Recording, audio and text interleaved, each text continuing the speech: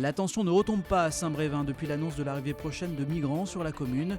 Le lieu qui doit les accueillir a été pris pour cible et les opposants à leur arrivée organisent ce samedi une réunion publique. Claire Vielal.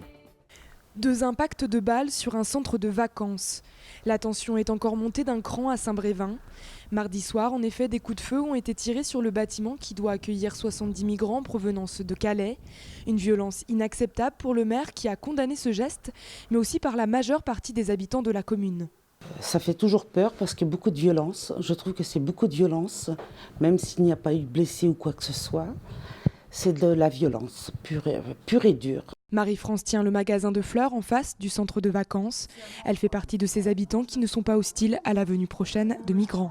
J'estime qu'on doit faire le mieux possible de façon à ce que tout se passe bien. Il y a la gendarmerie, il y a la municipalité. Il n'y a pas de raison que ça se passe mal. Mais une partie de la population reste toujours opposée à cet accueil. Le manque d'information et de concertation citoyenne renforce la méfiance et la peur. On peut comprendre la peur de l'autre, on est convaincu que ce sentiment de peur, il peut facilement être vaincu par le dialogue. Le collectif anti-migrants de Saint-Brévin, dans un communiqué de presse, a dénoncé les violences de mardi soir. Ils ont décidé de maintenir leur réunion publique samedi prochain à 20h. Pour le moment, la CIMAD ainsi que l'association Trajet en charge de l'accueil des migrants à Saint-Brévin ont fait savoir qu'ils ne participeraient pas au débat. Le Premier ministre Manuel Valls a annoncé ce jeudi la création de 33 établissements pénitentiaires dans les années à venir, soit 16 000 cellules. La Loire-Atlantique fait partie des 9 projets prioritaires. Une maison d'arrêt sera donc construite dans la zone géographique de Nantes ou bien celle de Saint-Nazaire, un établissement de 300 places qui viendra en complément des équipements actuels. Actuellement, la Loire-Atlantique regroupe une maison d'arrêt au Bel à Carquefou, un centre de détention à Nantes-Nord, boulevard Einstein, ainsi qu'un établissement pénitentiaire pour mineurs à Orvaux. L'emplacement de cette future maison d'arrêt n'est pas encore connu, mais le préfet a jusqu'au 16 décembre pour transmettre ses propositions au ministère de la Justice. Les arbitrages définitifs seront rendus début 2017. Le chantier des anciennes halles Alstom bat son plein sur l'île de Nantes. Dans quelques mois, l'école des Beaux-Arts prendra notamment ses quartiers, ainsi qu'un restaurant et un hôtel d'entreprise créative.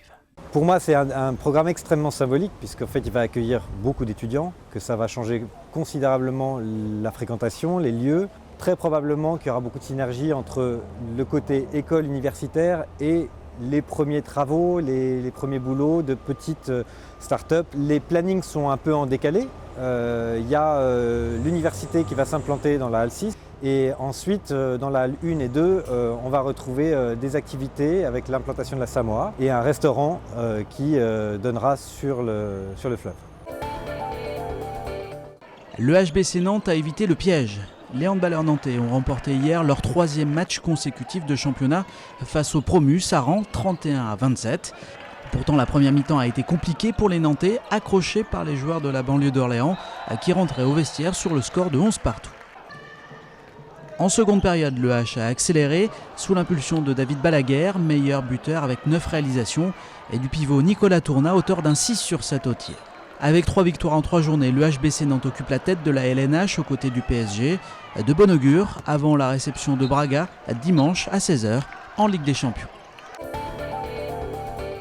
Un match de rêve, voilà ce qui attend peut-être l'US Philibertine. Le club qui évolue en division régionale supérieure est en lice pour voir son prochain match de Coupe de France diffusé sur Eurosport. Les explications de Benoît Balti. Des caméras, la ferveur du public, la voix passionnée des commentateurs et en arrière-plan, le trophée de la Coupe de France. Ce scénario pourrait devenir réalité ici sur le terrain d'honneur de Saint-Philbert de Grandlieu.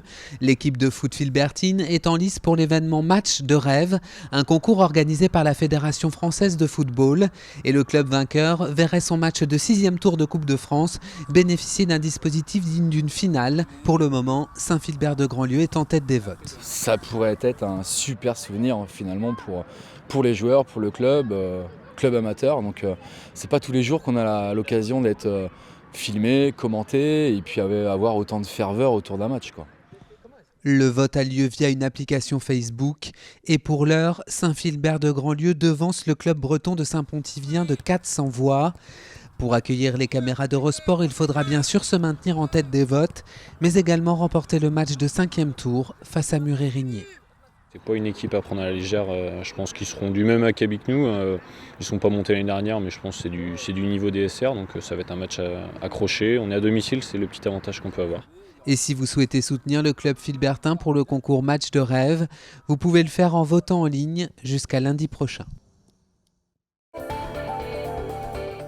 À Rezé, un Jardiversité va être inauguré ce week-end. Derrière cette appellation se cache un nouvel espace où les habitants pourront obtenir conseils et démonstrations afin d'apprendre à jardiner.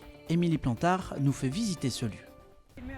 Que faut-il planter en ce moment? Comment entretenir son potager? Autant de questions que les Rezéens peuvent désormais poser aux agents des espaces verts de la ville. Car eux aussi entretiennent leur jardin. Ils sèment, plantent et récoltent leurs légumes le plus naturellement possible. Donc là, on se prépare pour les semis d'hiver. On a commencé à repiquer nos choux, quelques salades, les poireaux bientôt. Donc voilà, tous les légumes d'hiver vont être mis en place après avoir récupéré et récolté nos derniers fruits d'été. Ce nouvel espace est en fait le Jardiversité. À côté du potager, une mare, mais aussi un jardin mandala, des arbres fruitiers et autant d'inspirations à destination du public. La mairie cherche ainsi à impliquer les habitants dans le développement d'une ville nature. C'est la notion de ville nature. Qu'est-ce que la ville nature? Comment je peux appréhender cette démarche-là, moi en tant que citoyen? Puis c'est aussi quand même notre rôle de conseil sur la biodiversité. Quand on parle de biodiversité, qu'est-ce que c'est, quoi? Qu'est-ce que ça peut être concrètement chez moi, sur mon petit pavillon ou même sur mon balcon, quoi. Et donc là, ça peut être une vitrine, tout au moins en termes de conseils. Et puis si concrètement, qu'est-ce qu'on peut mettre en place, quoi.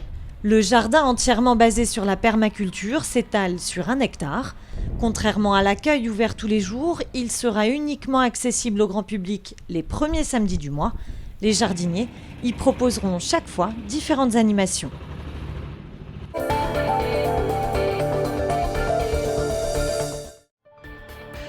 Le syndicat national des journalistes organise cette semaine son congrès à Nantes, l'occasion pour les professionnels des médias de réfléchir sur les évolutions et parfois les dérives du métier de journaliste. Le SNJ est la première organisation qui représente les journalistes en France. Première par le fait qu'elle représente un journaliste sur 2 et première parce qu'elle aura dans 2 ans 100 ans.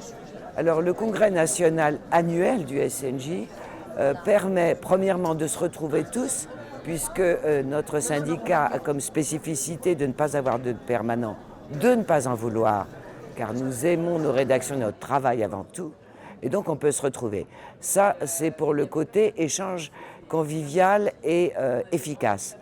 Chaque année, il y a un thème différent, bien sûr. Cette année, nous sommes à l'éthique, au cœur de la qualité de l'information et comment restaurer cette qualité qui est très souvent malheureusement déficiente.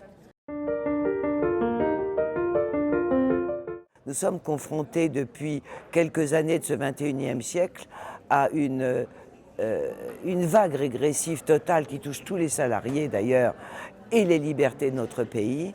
Et au milieu de cette vague régressive, à des lois qui contraignent de plus en plus les journalistes à ne pas faire face à leur mission. Donc nous avons par exemple la loi Bloch qui va être adoptée, qui mettrait les rédactions d'audiovisuel sous la tutelle du Conseil supérieur de l'audiovisuel en matière de déontologie. Eh bien nous disons non et nous dirons toujours non. Il y a au niveau européen la directive sur le secret des affaires qui est une arme fatale contre les journalistes et les lanceurs d'alerte qui malgré tout a été adoptée. Donc maintenant nous étudions les voies et moyens pour la contourner, pour l'empêcher. Il y a également des amendements prévus par les sénateurs qui attaquent directement les dispositions de la loi de 1881 sur la liberté de la presse. Cette loi est une loi emblématique en France et dans le monde entier des droits à la liberté d'information, à la liberté d'expression, en proportionnalité avec le respect des autres libertés individuelles.